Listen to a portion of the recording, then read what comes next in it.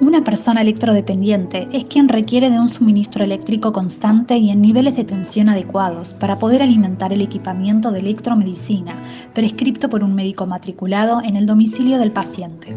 A través del movimiento Luz para Ellos, desde la plataforma change.org, lograron la sanción y promulgación de la Ley 27.351, que garantiza en forma permanente y gratuita el suministro del servicio en el domicilio de la persona electrodependiente.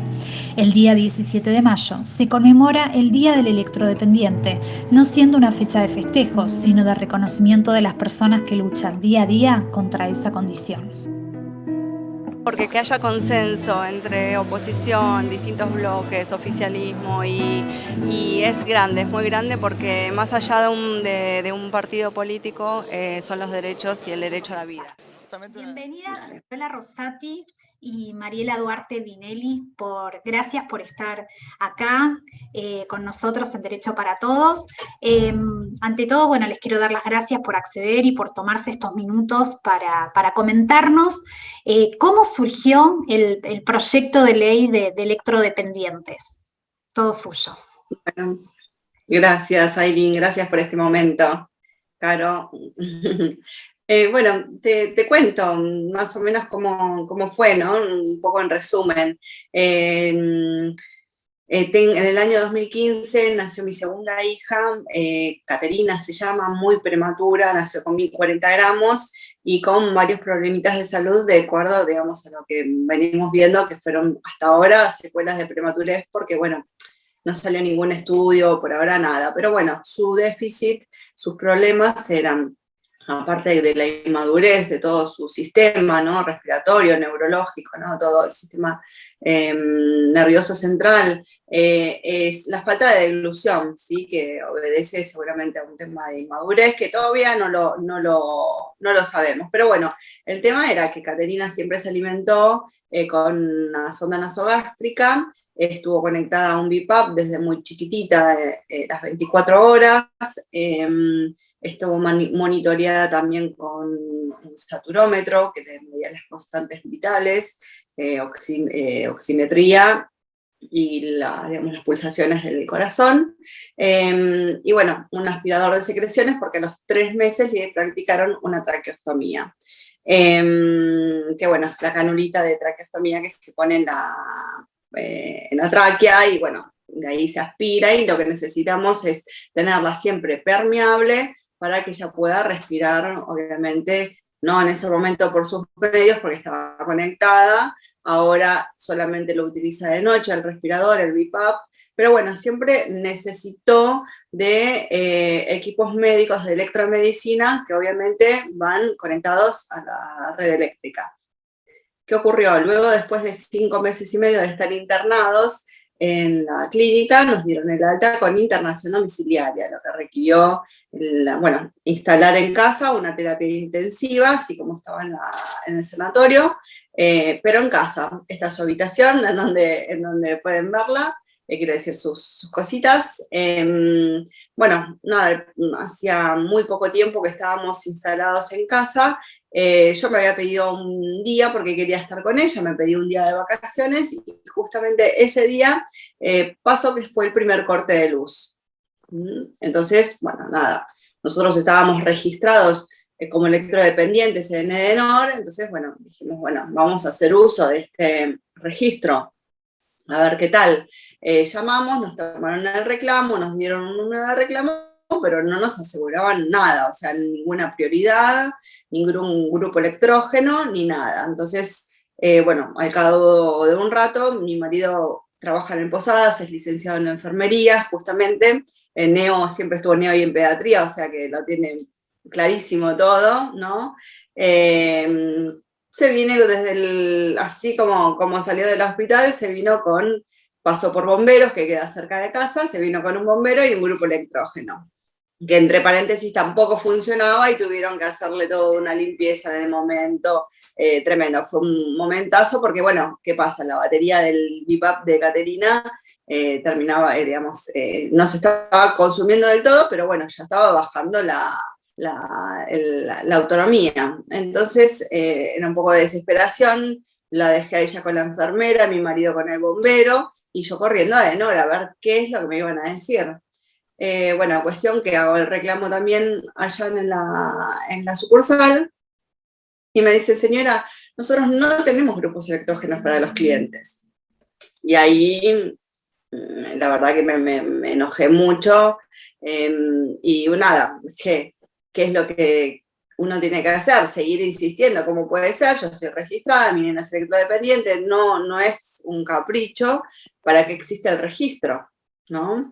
Nada, obviamente la chica era una empleada, no supo qué decirme, y ahí es cuando le dije, bueno, voy a ir a reclamar al ENRE. Bueno, reclame donde tenga que reclamarle, o mirá, le digo, vos acordate, porque yo voy a volver, y acordate porque, como diciendo, esto no va a quedar así. Entonces, bueno, fue cuando pongo en marcha todo, empiezo a leer, a estudiar el tema de electrodependencia, las leyes que habían en La Pampa y en Buenos Aires, que no estaban reglamentadas, había sido sancionado en el 2013, pero no había sido reglamentada aún. Me contacto con la diputada Valeria Arata, me contacto con la diputada de La Pampa y empiezo a estudiar un poco el tema.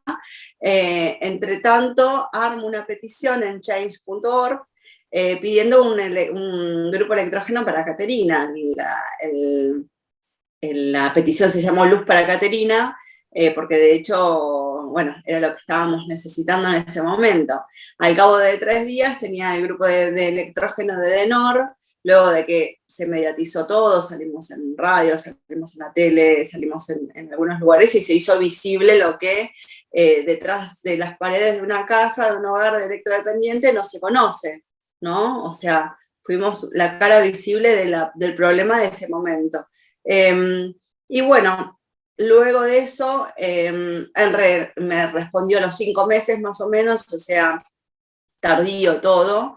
Edenor nunca tampoco me aportó nada más, ningún tipo de soluciones, ni un cambio de fase, o sea, nosotros pedíamos lo que sea, un cambio de fase, una llave selectora que yo le pedía para cambiar la fase automáticamente, bueno, nada. Ya habiendo solucionado el tema de Caterina, conocí muchas personas firmantes de la petición de todo el país, porque recorrió de norte a sur, de verdad, desde Salta a Jujuy hasta Tierra del Fuego llegó, y bueno, conocí a hermosas personas, entre las cuales conocí a Carola, con su lucha que ya llegaba de muchos años. Yo es cuando la conozco a ella, es cuando arranco a hacer con la segunda petición, que fue Luz para Ellos, que fue el puntapié inicial de lo que es el proyecto de ley de los electrodependientes. Luz para Ellos, Luz para Todos era demasiado general y ellos estaban identificados como las personas que necesitaban de la electricidad para poder vivir. Y bueno, Caro entró en nuestras vidas y yo entré en la de ella y en la de Conry, y bueno, ahora somos más como hermanazas, digamos. Sí, antes de empezar a desarrollar la ley, me quería presentar a Carola Rosati, que es la mamá de Conry Monteleón. Contame, Carola, ¿cuál es tu historia? ¿Cuál es tu historia y cuál es tu rol, digamos, dentro de todo lo positivo y lo bueno que es la ley, ¿no? Bueno, la historia es bastante larga y la voy a resumir en 2 palabras. Conry nace con una enfermedad congénita, que es una cardiopatía, poco frecuente en el año 1999, eran las principales causas de muerte súbita o muerte blanca en la cuna. Y bueno, él tuvo la suerte de contar con un diagnóstico a las pocas horas de nacido y marcó una gran diferencia en lo que significó a futuro el tema de hacer ecografías cardiofetales en la panza para ver si existía algún tipo de anomalía. La cosa es que su condición, por ser uno de los primeros casos detectables, lo llevó a pasar por tratamientos y por tratamientos bastante quirúrgicos, algunos eran farmacológicos y otros eran quirúrgicos, y que bueno, le fue dando la posibilidad de sobrevida a Conry, pero obviamente al ser tratamientos innovadores, se cometían a veces algunas demoras o algunos errores que le iban generando otras complicaciones en su corazón y en su aparato circulatorio. Con lo cual, a lo largo del tiempo, va adquiriendo otras patologías que comprometen otros órganos, volviéndolo paliativo, llevándolo a la condición a lo largo del tiempo de electrodependiente, porque para poder sobrevivir también necesitaba equipos de sostén de vida que dependían de la energía eléctrica. Bueno, su complicación, o sea, él empieza a ser electrodependiente en el 2012. Ya le era imposible vivir sin oxígeno y no estar constantemente monitoreado cardiológicamente. Y bueno, en ese momento no contábamos con una ley, sí contábamos con la buena voluntad de Edenor, que bueno, automáticamente a raíz de una petición que yo hice y que tuvo repercusión, se procedió a poner un transformador para asegurar acá en el Delta la energía continua y las tensiones adecuadas. O sea, se puso un transformador independiente para su hogar. Y sí conté con la provisión de 2 grupos electrógenos de carácter inmediato, porque como acá los cortes eran muy comunes y corría riesgo de muerte, ante un corte, bueno, se me entregaron 2 generadores, porque bueno, he sabido que el grupo electrógeno no puede estar prendido más de 6 horas sin generar una alteración en el grupo, había que preservar los equipos, y bueno, se alternaba uno con otro cada 6 horas. El tema es, bueno, que nosotros llevamos una vida acostumbrados a esa, habíamos naturalizado la situación de Conry, y la vivíamos como, bueno, una condición natural del progreso de su enfermedad. Cuando vemos, Conry ve la plataforma de Change.org que había presentado Mariela, me dice, mami, contactate con Mariela porque podemos sumar cosas, experiencias y bueno, y ver la forma de acompañarla en toda esta labor y esta gestión. Y bueno, así fue como nos sumamos con Mariela y fuimos empujando juntos. Y la verdad que la primera vez que la vi personalmente fue en el Congreso, en la Cámara de Diputados, que fue increíble porque fue como si nos hubiéramos conocido toda la vida. Y bueno, y ahí cuando se empieza a debatir la ley, pasaba que Conry había estado estaba internado en terapia intensiva, y él me dijo, mami, tenemos que ir. Y yo le digo, pero Conry, estás en terapia. Y me contestó que iba a hablar con el jefe de la terapia, porque como sus terapias eran muy largas y sus internaciones eran tan largas, quería consultar de poder ir, porque para él era muy importante presenciar ese hecho, porque decía que necesitaba estar presente. No me preguntes por qué. Bueno, la cosa es que logramos que nos den el permiso por 6 horas. El debate empezó, o sea, en realidad se debatían varias leyes, pero bueno, empezamos a participar del debate a las 11 de la mañana, o sea, nos invitan a pasar al recinto a las 11 de la mañana, y se estaban haciendo las 4 de la tarde, sin que empezaran a debatir la ley, y se acerca, y bueno, nos habían puesto, perdón, estoy muy dispersa, nos habían sentado en un balconcito al lado del sillón presidencial de la Cámara, y a Conry le tocó ir a un lugar que era estratégico en cuanto a la cercanía con el doctor Monzó, porque era el único enchufe que había en ese balcón, y él necesitaba tener sus equipos enchufados a la pared. Claro, con esa imagen ya los diputados veían... ¿no? Qué imagen clarificadora, me pone la piel de gallina, porque realmente es impactante esto, yo no lo sabía, por ejemplo, pero increíble. Él no hubiera podido asistir si no tenía un enchufe. Claro. Es más, él decía, si no hay un enchufe es un problema. Claro. Si no hay un enchufe en el lugar que estoy, es más que un problema. Y si encima no hay suministro eléctrico, estoy en el horno, decía. Así. Porque él vivía enchufado a la pared, de hecho claro. Él lo expresó de esa manera. Y bueno, en un momento viene el doctor Monzó, manda al secretario que tenía y me pregunta si había algún problema de quedarnos hasta el final del debate, porque el doctor Monzó quería sacarse una foto con Conrado. Se ve que le había atraído la atención porque él tenía una contextura de niño pequeño, así muy solar y tan atento. Muy angelical. Era muy angelical, y aparte era extraño que un chico de su edad pudiera permanecer 6 horas seguidas concentrado en lo que estaba sucediendo sin pedir retirarse, sin pedir un plato de comida, o sea, resistió todas esas horas para poder llegar al objetivo y al resultado, que era la sanción de esa ley. Y creo que eso daba la sensación de que había alguien que realmente en ese grupo estaba requerido de este derecho y que estaba muy interesado en que sucediera. Se transpiraba eso en él, ¿no? Y bueno, cuando viene el secretario, el doctor Monzó, y me dice si me podía quedar, le expliqué que eran las 4 de la tarde y que 4:30 era el máximo de tiempo que la ambulancia lo esperaba para poder retirarse del Congreso. Y no dijimos más nada.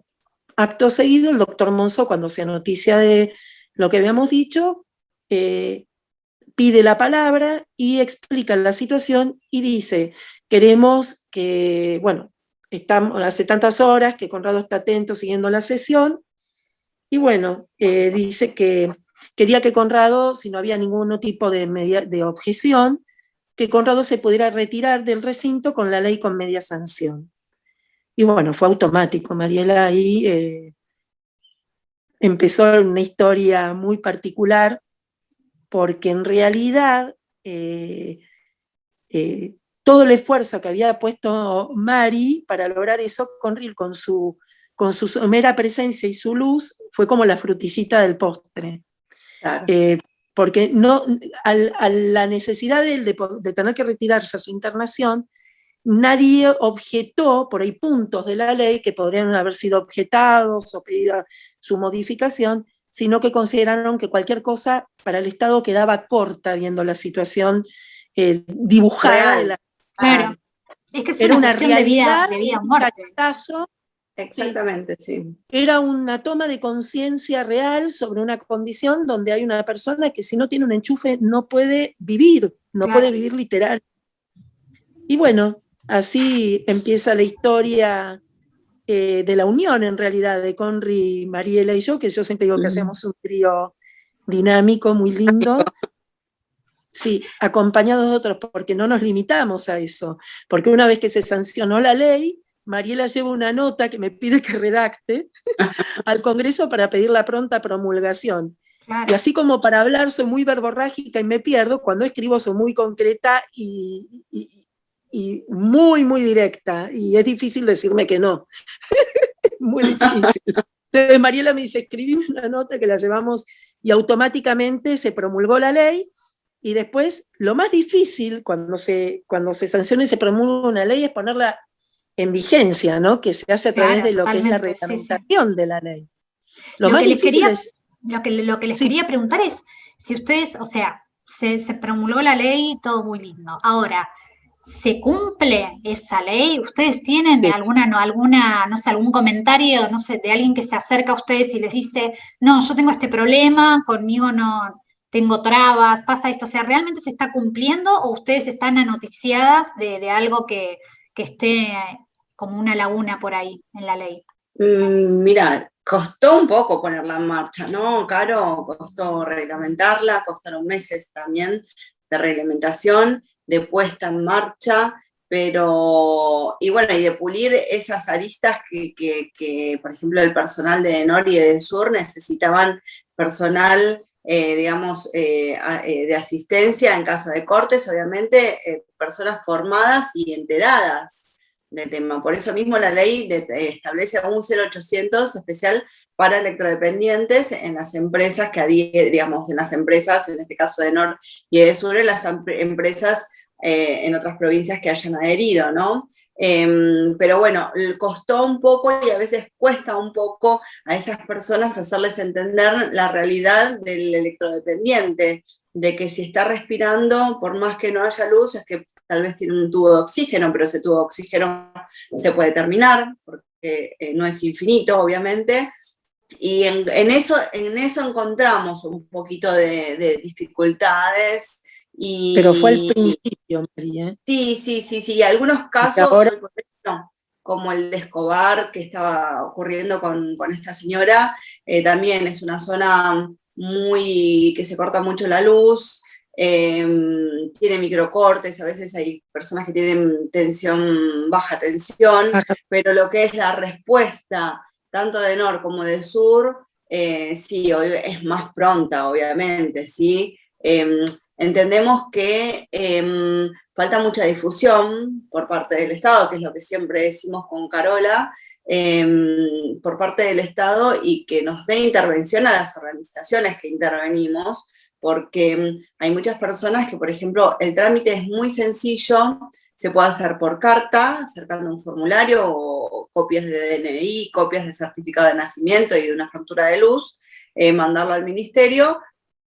También existe la posibilidad de presentarlo en forma presencial, cosa que hoy no recomendamos, ninguna de las dos. Y la tercera opción es la del trámite a distancia, que es lo más idóneo, lo más perfecto que puede llegar a existir, porque tenés un seguimiento de ese trámite. No hay papeles que se puedan extraviar, tenés un número con el cual reclamar. En cambio, si vos mandás por nota, por correo, el correo se demora, que la mesa de entrada tiene que recibir, derivarlo al sector correspondiente, y en ese interín puede haber algún tipo de extravíos, obviamente. Y bueno, en la parte presencial, obviamente, por el contexto de la pandemia que estamos viviendo, no es aconsejable ni que una persona electrodependiente se acerque, ni que un familiar o un allegado a un electrodependiente, por los riesgos de contagio, salgan, más que nada, Eso ¿no? te Sino que quería, queden vos ya resguardados. lo explicaste perfecto. Quería ir ahí al tema del trámite, ¿no? O sea, una familia nos está escuchando y nos dice, bueno, yo tengo un familiar, un hijo con este problema, ¿cómo hago el trámite? Vos diste varias opciones, está excelente. ¿Cuánto demora aproximadamente el trámite desde que se inicia hasta que efectivamente sale y la empresa te da el ok para que estés dentro de ese grupo? Más o menos. Y bueno, Caro, ¿no? Te tardan unos mesecitos, antes mucho Entre más. 2 y 4 meses. Y no es Eso depende retroactivo, del digamos. cúmulo de trámites que ingresen por mes. Porque vos, claro, si vos tenés, o sea, si vos ingresás en un mes 10 trámites, de seguro en el plazo de 30 días podés obtener la resolución. 15 logramos una, 15 días. Sí, en 15 hasta de días 15 la días. oportunidad entró.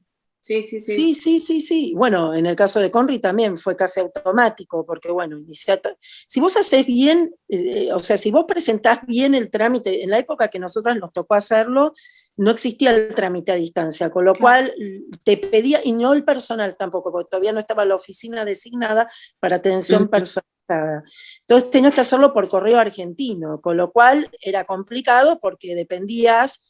Primero era costosísimo porque tenías que pedir el sistema de correo con aviso, ¿no? Con entrega con aviso. Sí. Una vez que llegaba ahí, tenías que hacer vos el seguimiento llamando desde mesa de entradas, dónde está el trámite, dónde está esto, bueno, pero por suerte se hizo rápido. El tema fue que cuando se empezó a hacer de esa manera y empezaron a llover cataratas de presentaciones, en esa cantidad de presentaciones se armó lo que se llamó el efecto embudo. Porque el trámite para inscribirse en el REX no consta solo con presentar tu documentación, tenés que pasar por 3 comisiones dentro del registro, que una es la comisión médica, el director médico. Claro, pero la primera es ver si está presentado correctamente el trámite y están acompañadas con la documentación correspondiente, que es la parte técnica. Después tenés la comisión de salud, que determina si por tu patología te corresponde ser persona considerada como electrodependiente por cuestiones de salud, y una vez que pasaste esa comisión va a la delegades, donde se desarrolla la disposición y se firma. Y eso, una vez que lo tenías, se te notificaba por correo. Muchas veces pasaba de que entraba la comisión de control de trámite, que era la de la técnica, y por ahí vos presentabas el certificado CISA, que es el formulario, y a la parte de abajo del todo vos tenías que firmar como responsable del beneficiario. Y la no gente firmaba. Nadie firmaba. Entonces, ¿qué pasaba? El REX se tenía que contactar por correo con la persona que o sea, había dejado su correo electrónico, y se dan cuenta que mucha gente no dejaba correo electrónico, o no era asiduo usuario del correo, entonces pasaban meses hasta que entendieran que había un pedido de rectificación, que había que volver a presentar un formulario con todos los ítems cumplidos, y eso producía que mucha gente se considerara que estaban demorándose en el tiempo por errores y fallas propias, no del sistema, sino propias. Entonces, bueno, siempre hubo un tire y afloje con el tema de si el trámite tarda o no tarda. La verdad que se ha perfeccionado muchísimo y hoy te diría que no hay casi trabas con respecto y que no hay, toda persona con derecho a la electrodependencia obtiene su disposición. Y esa disposición, una vez que vos te era notificada, vos te la imprimías, porque te la mandaban por archivo, por PDF, la imprimías y la llevabas a la distribuidora que te correspondía a tu domicilio. Y una vez que llegabas con esa dispo, se inscribía al paciente como electrodependiente, digamos, por cuestiones de salud, y ya no dependías del registro De las de empresas. las empresas. O sea, por primera vez, Hoy por hoy eso ya no se hace, no. porque es Se todo hace interna la automático. comunicación, claro. Al ser interna, lo que hace el Ministerio de Salud es informar al Ministerio, a la Secretaría de Energía y al ENRE, y ellos son, bueno, ENRE es el que arma las Notifica. partidas y notifica a EDENOR y a EDESUR, digamos, es algo interno. Lo que sí es que sí es retroactivo, sí, al momento de la disposición, a la fecha de la disposición, se estaba intentando hacer que fuera retroactivo a la fecha de presentación, que hasta ahora no tenemos novedades, que sería también lo ideal, retrotraer y tener... Perdón, en mi caso se retrotrajo a la fecha de presentación del trámite. Ah, mira, bueno, habrán sido esas instancias, ahí la perdimos a Caro. No, estoy, pero se quedó sin batería. Un telefonito viejo. Voy a enchufar. Y bueno, lo que vos habías preguntado, Ailina, antes sí, es retroactivo. Claro, sí, porque es muy importante, ¿viste? Saber eso también. Sí, se arma como un saldo a favor, un crédito en la cuenta de EDENOR, y después lo que sería, bueno, los beneficios de la ley serían el mantenimiento de la electricidad de forma constante y en niveles de tensión adecuados, poder solicitar una FAE, que es una fuente alternativa de electricidad, que puede ser un grupo electrógeno, o en el caso de EDENOR y EDESUR están entregando FAES, que son las fuentes que son baterías, ¿sí? Por ejemplo, la persona es más, digamos, está más asistida mecánicamente, se le otorgan una mayor cantidad de baterías, o sea, mayor autonomía en el gabinete que te hacen entrega. Y bueno, luego estaría la gratuidad del servicio, ¿sí? Aparte de la nombrada 0800 que ya te había comentado antes, la gratuidad del servicio, que nosotros siempre consideramos que la gratuidad del servicio es un factor muy importante, pero no es el principal, porque la gratuidad del servicio no te otorga la continuidad de la electricidad en caso de corte. Por más que tengas la tarifa cero, o que pagues las tasas, nada más, porque ahora te voy a explicar cómo se compone la gratuidad. Si no tenés, aunque tengas gratuidad, si no tenés el servicio, se cortó la luz, no hay quien te salve, o sea, la gratuidad no te va a servir. Entonces, el pilar es el mantenimiento constante y adecuado de la energía eléctrica en casa del electrodependiente. Que con eso siempre remarcamos con Caro, porque lo principal, el eje no es la gratuidad, o sea, ayudará mucho, por supuesto, y será un factor sumamente importante, porque bueno, luego, justo en el momento en que estábamos impulsando la ley, el proyecto de ley, fue que las tarifas se hicieron casi imposibles, se duplicaron, se triplicaron y fueron muy difíciles de pagar. Pero ¿quién te socorre en el momento del corte de energía y es un generador o una FAE? La gratuidad no. Entonces por eso mismo lo remarcamos siempre. Y lo del tema de la gratuidad, lo que se bonifica, ¿sí? Gratuidad para el usuario electrodependiente, porque el Estado es quien paga, digamos, quien se encarga de ese componente tarifario, digamos, ¿no? O sea, todos con los impuestos los pagamos. Lo que no se bonifican son las tasas, ¿sí? Que vienen siempre como un ítem más en las boletas de luz. Eso siempre tenemos que dejarlo en claro, porque hay muchas personas que nos consultan, mirá, ya tengo una disposición, no me viene en cero. Le digo, no, mirá, pasa esto y esto y esto. Depende de qué municipio es la alícuota que vos pagás como alumbrado, barrido y limpieza, que viene dentro de la tarifa de ENOR, como todo el mundo paga, digamos. Ahora, si vos pagás, sos propietaria y tenés un impuesto municipal al día, pues lo que podés hacer es un trámite en ENOR, ya sea por mail o por teléfono no, pero por la 2.0 de ENOR o de EDESUR, lo podés hacer, solicitar que te exoneren del pago porque vos ya estás pagándolo. Eso cualquiera incluso lo puede hacer que no sea electrodependiente, o sea, ya lo estás pagando con la boleta del municipal. Entonces eso es importante porque si no nos van a decir, no es cero, estoy pagando 500 pesos. Digo, bueno, los 500 corresponden a tasas y es así más o menos. No sé, Caro, si querés aportar algo más o Ailín preguntarnos algo más. No, súper interesante todo. Yo les quería, sí, preguntar, primero, ¿dónde las pueden, dónde se puede comunicar la gente, dónde las puede contactar, si alguien escucha y tiene algún familiar electrodependiente, que nos den todos los chivos ahora. Sí, bueno, nosotros tenemos una página en Facebook que se llama Luz para Ellos. También tenemos un grupo en Facebook que es la Red Argentina de Electrodependientes, que ahí tenemos participantes de todo el país, son casi 9.000 participantes, que no, bueno, obviamente no participan todos juntos, pero están, ¿no? Cada tanto.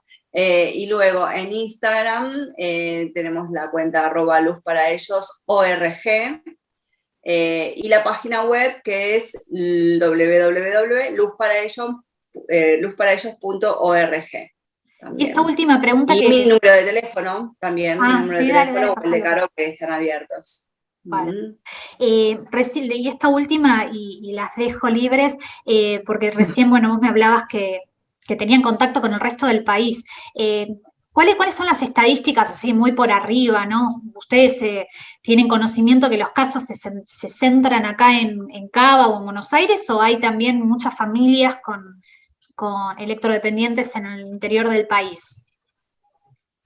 Y claro, la mayoría están en conurbano, en lo que sería el Cava, conurbano y provincia de Buenos Aires, y después sí, hay provincias que están en el noroeste argentino que tienen muchos casos, no tantos como Buenos Aires y Cava, pero imagínate que son aproximadamente 14.000 casos en todo el país.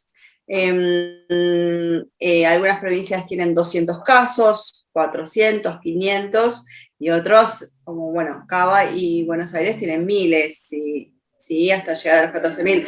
Por ejemplo, Tierra del Fuego, para que tengas una idea, tiene 34, 35 casos, no son muchos, pero bueno, están detectados, digamos, no están bien inscriptos, saben sus derechos, pero bueno, hay otras personas que no conocen esos derechos, ¿sí? Y que tal vez la ley, la provincia no adhirió, como en el caso de Corrientes, como en el caso de Jujuy, que tuvieron sus leyes y fueron vetadas en el 2017 y 2018, y algunas provincias que si bien no adhirieron, tienen una tarifa especial para electrodependientes, pero no están agarradas a una ley que son las que, vos sabés, Ailín, Caro, que la ley es la ley. Es la ley. O sea, cuando hay una ley, se tiene que respetar el derecho.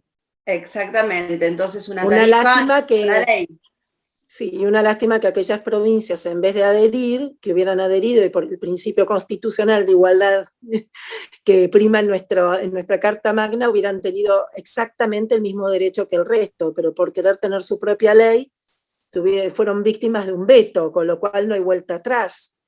Es complicado el tema, y aquellas provincias que tienen tratamiento de tarifa especial no cuentan con los beneficios que tiene la ley, porque una cosa es tener la tarifa, como volvemos a decir, siempre el dinero juega un rol importante cuando vos tenés en la familia una persona con enfermedad persistente, con lo cual es importante el reconocimiento económico para el sostén de vida, pero no te garantiza el servicio, con lo cual una tarifa especial en aquellas provincias no lo salvaguardan de la posibilidad de tener un mal desenlace por la falta de la exigencia que da la ley de, por sobre todas las cosas, es suministro continuo y tensiones adecuadas de energía.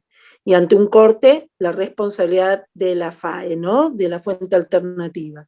Eso siempre lo vamos a repetir hasta el cansancio, y la posibilidad siempre de contar con distintas agrupaciones y organizaciones que dan información, y en nuestro caso en particular terminamos hasta gestionando las internaciones domiciliarias, porque bueno, nuestra experiencia como mamás de pacientes para ID concluyen así, ¿no? En tener ya un camino percorrido y poder dar una mano a aquellos que recién comienzan.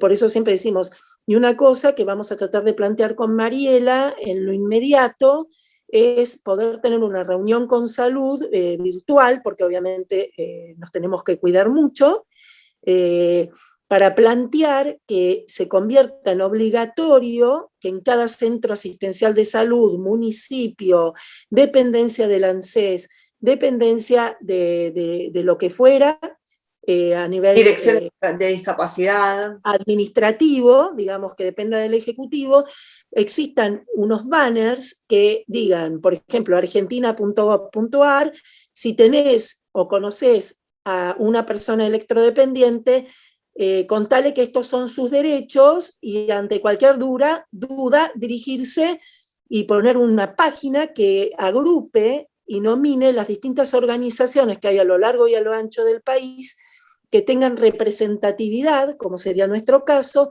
y que seríamos los que los terminamos asesorando de modo integral. Dándole así participación a todos, porque esta ley no es de nadie, solo es de los electrodependientes, y ellos tienen derecho al acceso a esta ley. Entonces, nosotros siempre peleamos mucho para dejar asentado de que son muchas las familias y los padres que trabajan en pos no solo de sus hijos, sino en pos de otros, ¿no? De pares. Entonces hay que hacer mucho hincapié en poder apoyar y acompañar a todos los que difundimos y damos información sobre los derechos del electrodependiente. Bueno, me pareció súper interesante, chicas, todo lo que dijeron. Vamos a darle difusión a la ley para que accedan todos. Eso es importante, porque por ahí hay gente que no la conoce, y por eso es importante siempre, permanentemente, que esté informado, a la luz, que esté a la luz, valga la redundancia. Y aparte de eso, que lo que no,